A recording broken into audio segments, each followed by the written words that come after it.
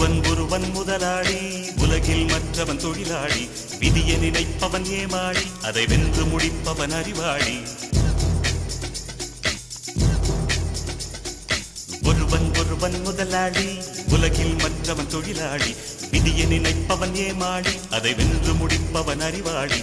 பூமியை வெல்ல ஆயுதம் எதற்கு, பூப்பறிக்க கோடரி எதற்கு, பொன்னோ பொருளோ பொற்களம் எதற்கு, ஆசை துறந்தால் அகிலம் உனக்கு.